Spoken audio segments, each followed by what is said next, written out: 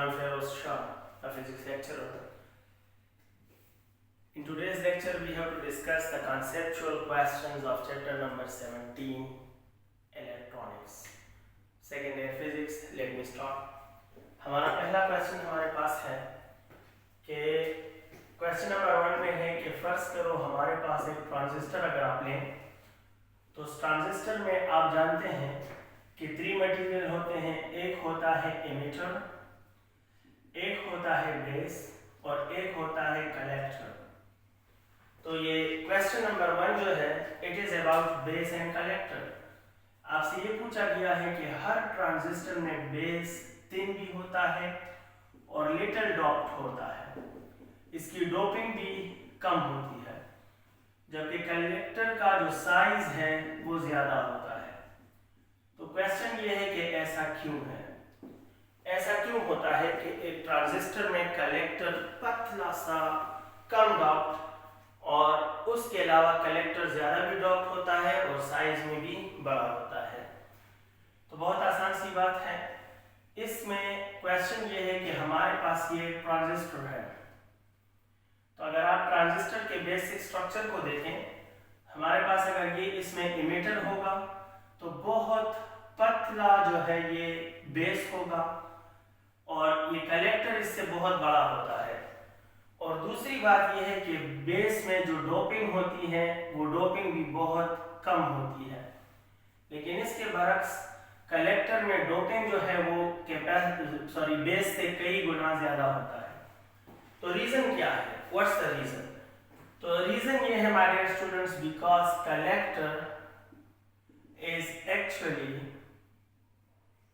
The output factor of transistor. Collector हमारे पास transistor का वो हिस्सा है जिसमें हम आउटपुट सिग्नल लेते हैं और हम चाहते हैं कि आउटपुट सिग्नल मैक्सिमम हो, परफेक्ट हो और अप टू द पीक हो, एबिलिटी एफिशिएंसी लार्जेस्ट हो। तो हम चाहते हैं, तो collector is an output factor और हमारा डिजायर ये है कि हमारा आउटपुट जो है वो एफिशिएंट हो। तो अगर आपको आउटपुट सिग्नल एफिशिएंट चाहिए, इसके लिए आपको कलेक्टर को क्या करना पड़ेगा, डोमिनेट करना पड़ेगा। आपको कलेक्टर को डोमिनेट करना पड़ेगा और इसकी डोमिनेंसी जो है वो दो बातों पे डिपेंड करती है। हम इसका साइज भी लार्ज कर देते हैं और हम इसकी डोपिंग भी ज्यादा कर देते हैं। यही दो फैक्टर है जिससे हम इसकी डोमिनेंसी ऑन बेस ज्यादा कर लेते हैं। फर्दरमोर आप कहोगे कि ट्रांजिस्टर में बेस जो होता है it is a factor deal between input and output signal. Transistor में बेस एक जिरगे का काम करता है और ये इमिटर और कलेक्टर के दरमियान इनपुट एंड आउटपुट सिग्नल के माबैन जो है वो अपना रोल प्ले करता है। तो दैट्स व्हाई ये स्मॉल इसलिए है कि जस्ट अपना रोल प्ले करे, अपना थर्ड पार्टिसिपेंट बनकर रहे, हालांकि इसका ना इनपुट को मॉडिफाई करने की सलाहियत की जरूरत है और ना आउटपुट की। यही वजह है कि हमारे पास बेस काफी थिन होता है, क्योंकि ये जस्ट इनपुट और आउटपुट सिग्नल्स को एक प्रॉपर मॉडिफिकेशन देता है। दैट्स व्हाई हम इसको वीक लेते हैं और स्मॉल लेते हैं, यानी कम वोल्ट लेते हैं और स्मॉल लेते हैं।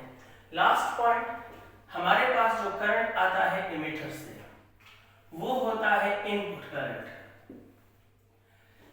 अब ये इनपुट करंट जो है दो ब्रांचेस में डिवाइड होता है, एक बेस से गुजरता है, एक कलेक्टर से गुजरता है। जो कलेक्टर से गुजरता है, कलेक्टर से गुजरने वाला करंट IC और जो बेस से होकर आता है वो IB होता है। और ये बात रखिए, ये जो हमारे लिए होता है ये यूजफुल करंट होता है। तो कलेक्टर को बेस पे डोमिनेंट डोपिंग से और साइज से इसलिए रखा जाता है ताकि इनपुट सिग्नल में IB जो है वो कम से कम रहे और IC जो है वो ज्यादा से ज्यादा रहे। ये लॉजिकल बात। अब लास्ट पॉइंट आपको बता दूं, टेक्निकल या मैथमेटिकल बात आप कर सकते हो, तो वो ये है कि हम चाहते हैं कि हर ट्रांजिस्टर का करंट गेन वर्किंग के दौरान ज्यादा हो और करंट गेन जो होता है वो IC बाय IB होता है। तो अगर आप इस करंट गेन को ज्यादा करना चाहते हो तो IC को ज्यादा करना चाहिए और IB को कम करना चाहिए। अब IB उतना ही कम होगा जितना बेस थिन होगा और कम डॉप्ड होगा, और IC उतना ही ज्यादा होगा जितना कलेक्टर रिसीविंग चार्जेस के लिए साइज में बड़ा हो और उसकी डोपिंग भी ज्यादा भी हो। तो ये वजूहात हैं जिसकी वजह से ट्रांजिस्टर के अंदर कलेक्टर बेस प्रेडोमिनेंट होता है on the basis of its size as well as on the basis of its doping. Next question ये है कि ट्रांजिस्टर में IB हमेशा IC से कम क्यों होता है। आप जानते हैं कि ट्रांजिस्टर में टोटल 3 तरह के करंट्स होते हैं, एक है IE और एक है IB और एक है IC। तो ये कहा जाता है कि भाई हमेशा अगर आप देखें तो IB कम होता है और IC ट्रांजिस्टर में ज्यादा लिया जाता है। तो क्वेश्चन हमसे ये किया गया है, ऐसा क्यों है। वर्किंग ऑफ ट्रांजिस्टर में हम ऑब्जर्वर बाहर से ये कोशिश करते हैं कि IB कम हो और IC ज्यादा हो। क्यों? The first answer of this question is कि current gain is the working factor of transistor। Current gain जो है वो वर्किंग फैक्टर ऑफ ट्रांजिस्टर है। लिहाजा फॉर बेस्ट वर्किंग, अगर आप वर्किंग अच्छा चाहते हो तो आपको उस ट्रांजिस्टर का करंट गेन ज्यादा करना होगा। आपको ट्रांजिस्टर का करंट गेन ज्यादा करना होगा। ये मैं वर्किंग से बात कर रहा हूँ, स्ट्रक्चर से भी बात करने वाला हूँ। और करंट गेन ज्यादा करने के लिए आप कहेंगे कि भाई current gain is equal to IC by IB। तो अब अगर आप चाहते हो कि करंट गेन ज्यादा हो तो इसका एक ही तरीका है कि बेस करंट को कम किया जाए और कलेक्टर करंट को ज्यादा किया जाए। सो द वर्किंग फैक्टर जो कि एफिशिएंसी रिप्रेजेंट करता है, अगर ये सिचुएशन होगी तो उस ट्रांजिस्टर की वर्किंग एफिशिएंसी ज्यादा हो जाती है। So we always keep base current smaller than collector current to increase the efficiency of transistor। या अगर ट्रांजिस्टर अपनी एफिशिएंसी के पीक पे ऑपरेट करना चाहते हो तो बेस करंट को मिनिमाइज और कलेक्टर करंट को मैक्सिमाइज करें। ये तो वर्किंग की बात है। अगर आप स्ट्रक्चर बेस्ड आंसर दें इनको तो स्ट्रक्चर ये है, याद रखिए कि current in transistor is directly proportional to width of part. Transistor में जो हिस्सा जितने ज्यादा साइज का होगा उसका विड्थ जितना ज्यादा होगा करंट उससे थ्रू उतना ही ज्यादा होगा। But the width of base is smaller than the width of collector. Collector का विड्थ ज्यादा होता है और बेस का विड्थ कम होता है। That's why current through base is less than current through collector. The next factor is that current in transistor components is directly proportional to its doping। Current in is directly proportional to doping, लेकिन याद रखें कि जो doping for base है वो कम होता है than the doping of collector। collector के doping से इसकी doping भी कम है और इसी वजह से current through base become less than current through collector। और ट्रांजिस्टर में इस तरह बेस करंट कम होता है और कलेक्टर करंट ज्यादा होता है। अगर आप टेक्निकल बात करना चाहो तो लास्ट पॉइंट आप ये भी शामिल कर सकते हो that IC is an output factor of current while IB is a chance current, adjusting current है। तो एडजस्टिंग करंट हमेशा कम होता है और आउटपुट करंट हमेशा ज्यादा रखा जाता है। That's why IC may be greater than IB। Question number 3 कहते हैं कि जब भी आप ट्रांजिस्टर यूज करते हो, ट्रांजिस्टर को जब भी आप यूज करते हो तो बेस एमिटर और बेस को आप फॉरवर्ड बायस करते हो। आप इसको फॉरवर्ड बायस में रखते हो, जबकि उसी ट्रांजिस्टर को यूज करने के दौरान कलेक्टर बेस फैक्टर को आप रिवर्स बायस करते हो। For proper working of transistor collector और बेस के दरमियान जो वोल्टेज लगा है वो फॉरवर्ड बायस, वो रिवर्स बायस है। और एमिटर बेस के साथ जो वोल्टेज लगा है वो जंक्शन फॉरवर्ड बायस है।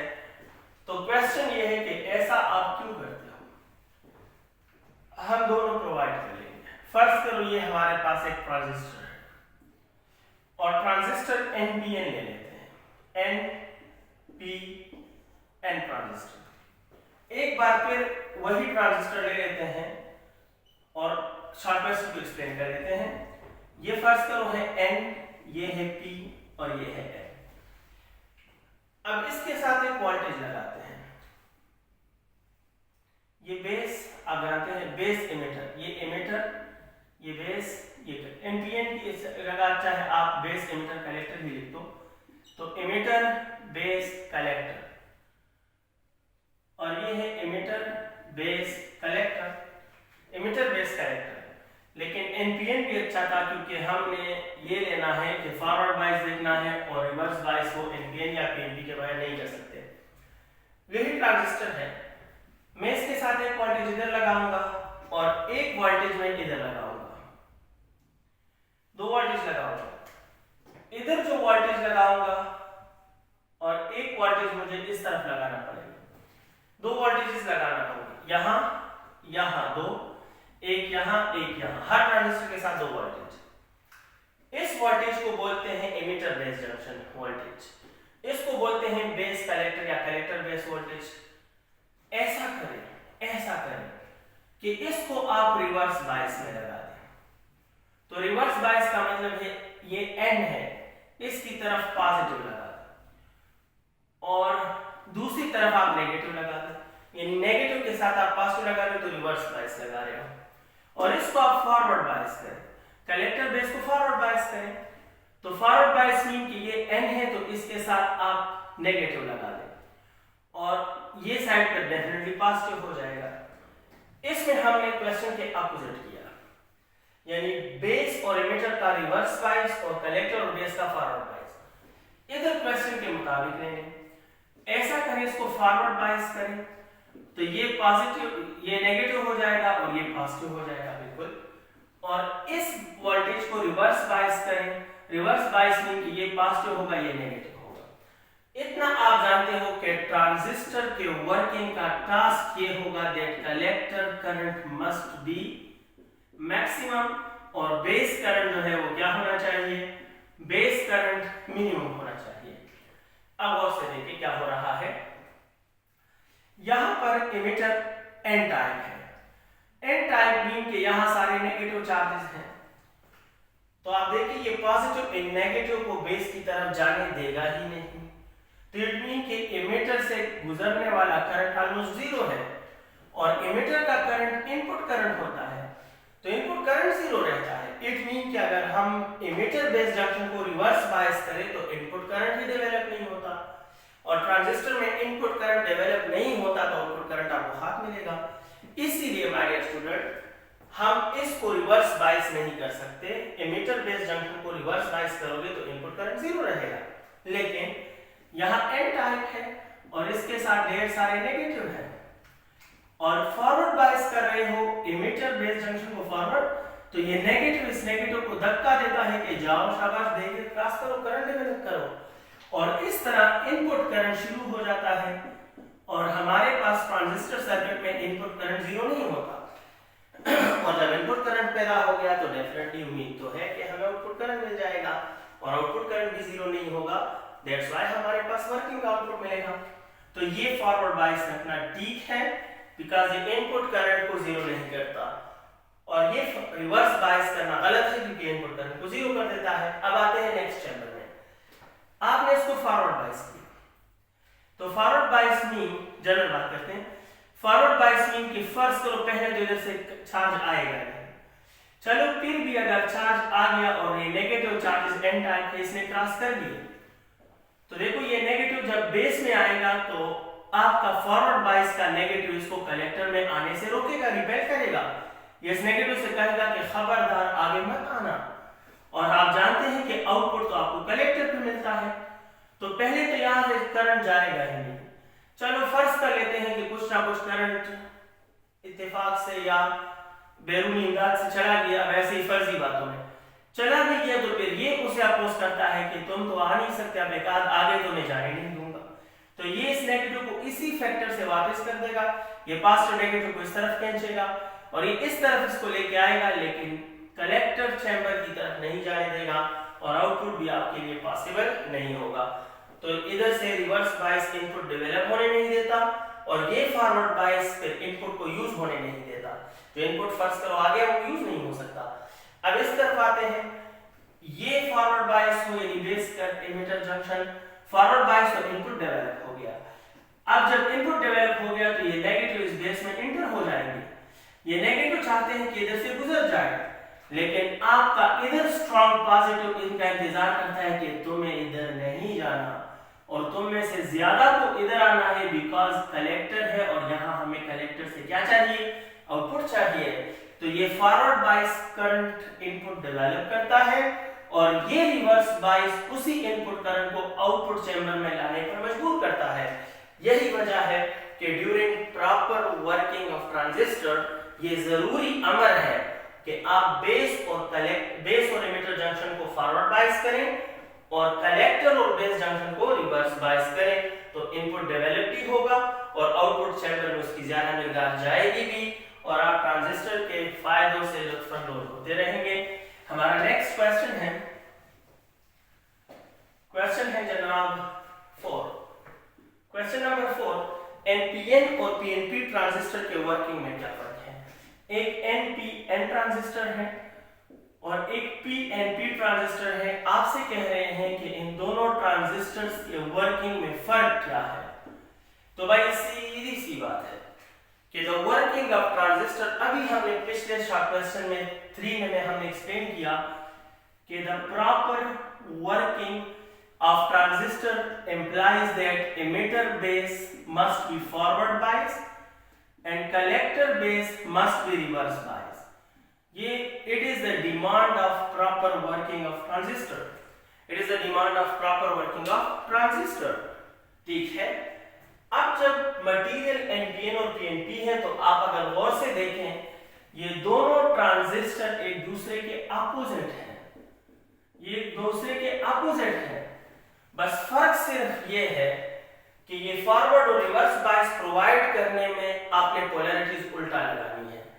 मतलब क्या है, मतलब जो पोलैरिटीज एनपीएन के लिए चाहिए इन शराइत को पूरा करने के लिए, उसके अपोजिट पोलैरिटी चाहिए फॉर पीएनपी, नथिंग एल्स। यही बात पूरी होगी, लेकिन वोल्टेज के पोलैरिटी अपोजिट होंगे।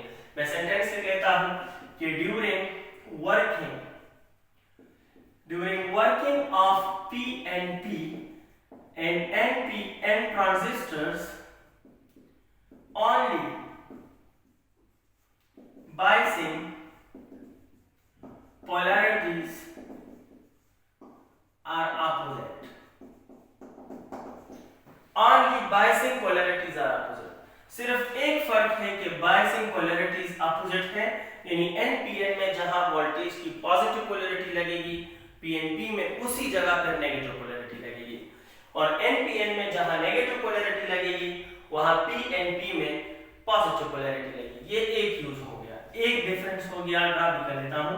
सेकंड डिफरेंस ये है, अगर थ्योरेटिकली की बात करूं तो फिर ये सेकंड पॉइंट वैलिड नहीं है, थ्योरी में दोनों सेम ट्रांजिस्टर है, बट प्रैक्टिकल वर्किंग की बात करो तो एनपीएन का वर्किंग एफिशिएंसी ज्यादा है और पीएनपी की वर्किंग एफिशिएंसी कम है, क्योंकि होल्स की मोबिलिटी कम है और इलेक्ट्रॉन्स की मोबिलिटी ज्यादा है।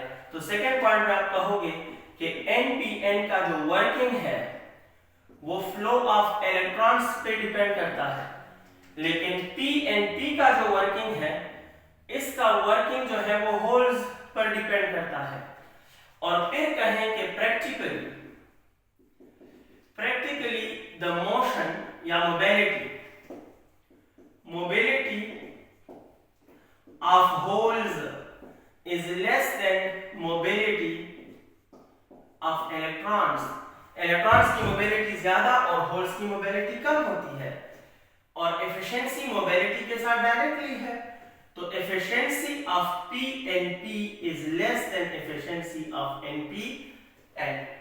The efficiency factor, the performance factor for PNP practically is less than the efficiency of performance of NPN because of the difference in mobilities. पहले पॉइंट में एक्सप्लेन करेंगे। अगर हमारे पास ये NPN ट्रांजिस्टर है और इसी जगह एक PNP ट्रांजिस्टर लगा हो, तो वर्किंग में फर्क ये है कि इधर अगर वोल्टेज ऐसे लगाओगे कि ये साइड नेगेटिव ये पॉजिटिव, और इधर ऐसे लगाओगे कि ये साइड पॉजिटिव ये साइड नेगेटिव और ये साइड पॉजिटिव।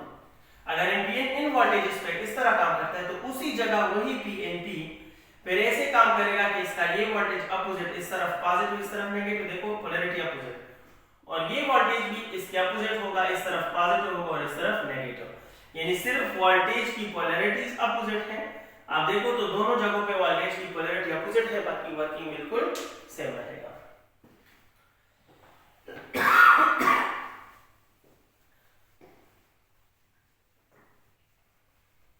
नेक्स्ट क्वेश्चन है क्वेश्चन नंबर 6। आपसे कह रहे हैं कि जो पी टाइप सेमीकंडक्टर होता है, जो पी टाइप सेमीकंडक्टर होता है, कहते हैं कि इसमें होल्स की तादाद ज्यादा होती है, इसके बावजूद भी न्यूट्रल रहता है, यानी इसका नेट चार्ज 0 होता है। व्हाई? What's the reason? तो भाई इसका रीजन ये है बिकॉज एन टाइप और P type all semiconductors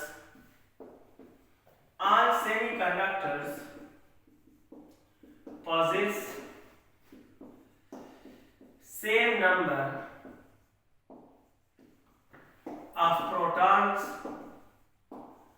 and electrons, जिसकी वजह से नेट चार्ज 0 होता है। कैसे, क्या मतलब?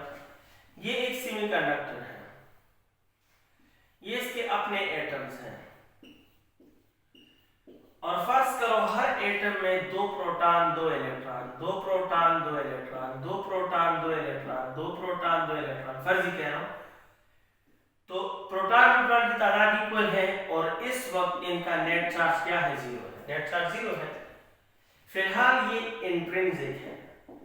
इंट्रिंसिक वो होता है जो ना एन टाइप है और ना पी टाइप है, ना एन टाइप है और ना एन टाइप है ना पी। फिर आप इसको पी टाइप बना लें। पी टाइप आपने इसको ऐसे बनाया कि इसके अपने एटम्स तो वही हैं, लेकिन आपने दरमियान में ट्राइवैलेंट इंप्योरिटी शामिल कर दी। ये ट्राइवैलेंट इंप्योरिटी है। ट्राइवैलेंट इंप्योरिटी ये होती है जिसके वैलेंस शेल में 3 इलेक्ट्रॉन्स हैं, तो इसके साथ 3 इलेक्ट्रॉन्स वैलेंस शेल में आ रहे हैं, और यहां पर वही सिचुएशन है, ये ओरिजिनल है यही हाल। लेकिन याद रखिए 3 इलेक्ट्रॉन वाली इंप्योरिटी जब आती है उसके साथ 3 इलेक्ट्रॉन होते हैं, तो अपने साथ न्यूक्लियस में 3 प्रोटॉन भी तो लाते हैं, और यही वजह है कि जितने भी पॉजिटिव टाइप मटेरियल बाहर से अंदर लेके आओगे वो अपने साथ कोई नेट चार्ज नहीं लेके आता, एंड हेंस चाहे ये एडिंग करें या ना करें, अगर ये ट्राइवैलेंट है तो ट्राइवैलेंट के बाद ये सेमीकंडक्टर क्या होगा? पी टाइप होगा। लेकिन पी टाइप बनने के बाद भी जो इंप्योरिटी आप लाए हो उसमें खुद भी प्रोटॉन और इलेक्ट्रॉन बराबर होते हैं, तो इससे पहले सेमीकंडक्टर का भी नेट चार्ज 0 था, और ट्राइवैलेंट इंप्योरिटी के बाद पी टाइप तो बन गया, लेकिन इसके बावजूद भी net charge remain 0 because the atoms of impurity also possess equal number of protons and electrons within it, so that's why ये हमारे पास न्यूट्रल था और न्यूट्रल रहेगा, चाहे इंट्रिंसिक सेमीकंडक्टर से आप पी टाइप बना दो, चाहे इंट्रिंसिक सेमीकंडक्टर से आप एन टाइप बना दीजिए। क्वेश्चन नंबर 7 कहते हैं कि ट्रांजिस्टर में आप एम्पलीफायर के यूज के दौरान कॉमन एमिटर को तरजीह देते हो, कॉमन एमिटर कॉन्फ़िगरेशन को ज्यादा यूज करते हो। रीजन क्या है? तो सीधी सी बात है भाई, इसको टेक्निकली समझे, याद करें कि while using transistor as an amplifier we always prefer to use common emitter configuration because in this case current gain is maximum, voltage gain is also maximum, and power gain is super maximum. Power gain जो है वो super maximum होता है, और सिर्फ power gain नहीं, hence the efficiency is also maximum.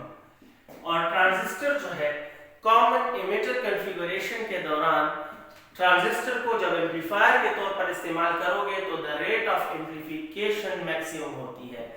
अगर मैं कहूं कि ये एक ट्रांजिस्टर है और इस ट्रांजिस्टर को हम एम्पलीफायर की तरह इस्तेमाल करना चाहते हैं, तो जनाब याद रखें कि कॉमन बेस में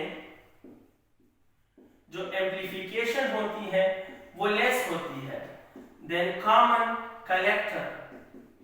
कॉमन कलेक्टर और ये एम्पलीफिकेशन के लेस होती है कॉमन इमिटर।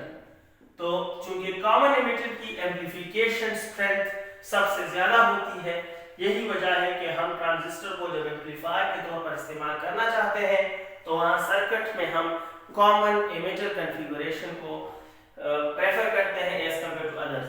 अगर आप इस पे सोचोगे कि ऐसा क्यों होता है, सो the conceptual answer is really beyond the level of FSC. आपके सेकेंड ईयर के लेवल से जरा ऊपर की बात है, ये मोटी बात याद रखिए, it will be better for you. Question number 8, transistor जो है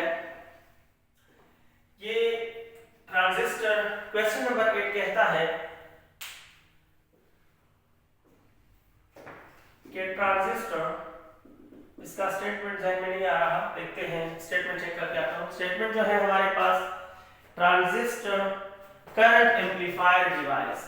ट्रांजिस्टर को हम करंट एम्पलीफायर डिवाइस क्यों कहा जाता है?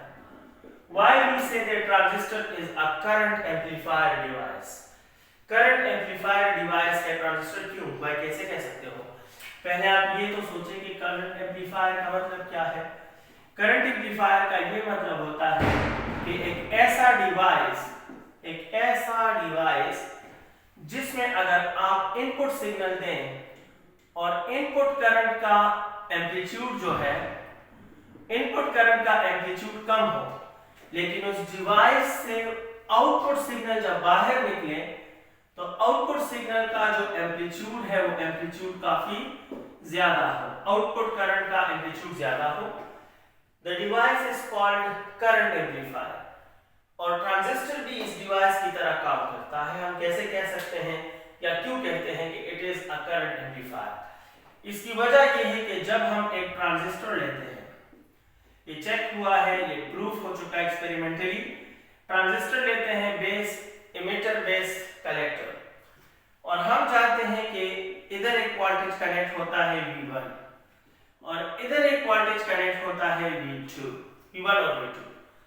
इस वोल्टेज की वजह से यहां से करंट सर्कुलेट करता है, दैट इज IB, और इन दोनों वोल्टेजेस की वजह से यहां से करंट सर्कुलेट करता है, दैट इज IC। ये IC है, और ये दोनों करंट मिलकर जो यहां कंबाइन होकर जाते हैं वो IE है। ये जो होता है माय डियर स्टूडेंट, ये इनपुट करंट होता है, और इनपुट करंट के दो पार्ट्स बन जाते हैं, एक IB और एक IC। ये IC यहां आउटपुट करंट होता है, ये आउटपुट करंट है। ट्रांजिस्टर को अगर हम कॉमन इमिटर कॉन्फ़िगरेशन में लगा दें तो जब हम करंट थ्रू बेस में जरा सा चेंज करते हैं, इसमें जरा सा इंक्रीज लाते हैं, तो because of the feedback, what is be feedback, I know आपके जहन के लिए अलग है लेकिन सेंटेंस में शामिल कर सकते हो। Because of the feedback in transistor, a small change increase in base current develop a large change in collector current। और यही वजह है कि अगर ट्रांजिस्टर से पहले हम बेस करंट के सिग्नल को ड्रॉ करें तो उसका एम्पलीट्यूड काफी कम है, हम इसमें जरा सा भी उतार चढ़ाव ले आते हैं, मामूली सा इंक्रीज वगैरह लेते हैं, तो इसके बदले में हमें कलेक्टर करंट के एम्पलीट्यूड में बहुत बड़ा फर्क मिलता है, और ट्रांजिस्टर बतौर एम्पलीफायर काम करता है। That's why it is called amplifier. ये मैंने सिर्फ कोशिश की कि आपको ये लफ्ज याद रहे, डायग्राम याद रहे, इसके पसे पर्दा जो रीजंस हैं उसको डिस्कस करने के लिए आपका बुक काफी नहीं है। आप अपने बुक को 100 दफा पढ़ें, 200 दफा पढ़ें, लेकिन बिहाइंड द सीन जो आइडिया है वो आपके लिए नहीं है। नेक्स्ट हमारे पास है 10 नंबर। लास्ट क्वेश्चन है कि ट्राईवैलेंट इंप्योरिटी ऐड करते हो तो होल्स, ये एक सेमीकंडक्टर है, कहते हैं ये एक सेमीकंडक्टर है और ये सेमीकंडक्टर जो है ये इंट्रिंसिक हालत में है। इंट्रिंसिक हालत का मतलब है कि it is neither P type ना एन टाइप, ना पी टाइप है ना एन। फिर आपने क्या किया, इसी सेमीकंडक्टर के साथ आपने ट्राईवैलेंट इंप्योरिटी शामिल कर दी, ट्राईवैलेंट इंप्योरिटी शामिल कर दी। और ट्राईवैलेंट इंप्योरिटी शामिल करने के बाद कितने एटम्स आपने शामिल किए, 10 एटम्स। तो अब ये जो मटेरियल है ट्राईवैलेंट इंप्योरिटी के बाद, अब ये मटेरियल इंट्रिंसिक नहीं रहा, अब ये पी टाइप एक्सट्रिंसिक बन गया। क्वेश्चन क्या है, क्वेश्चन ये है कि यहां भी आप होल्स और इलेक्ट्रॉन्स को कंपेयर करो कि दोनों की तादाद क्या होगी, और यहां भी आप होल्स और इलेक्ट्रॉन्स की तादाद को कंपेयर करो कि इनके दरमियान क्या रिलेशन होगा। इसी पॉइंट आपको बताता हूं, इंट्रिंसिक फॉर्मेट में हमेशा holes are equal to electrons. So before doping, before adding 10 atoms of trivalent impurity, holes are equal to electron। अगर इधर एक इलेक्ट्रॉन होगा तो एक होल भी होगा। अगर दूसरा इलेक्ट्रॉन डेवलप हुआ बॉन्ड ब्रेकिंग से तो 2 होल्स भी डेवलप होंगे।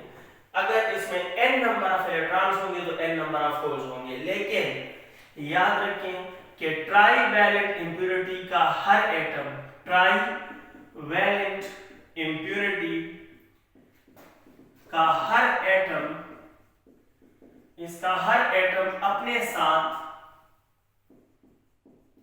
एक एक्स्ट्रा होल लाता है। ट्राईवैलेंट इंप्योरिटी का हर एटम अपने साथ एक एक्स्ट्रा होल लाता है।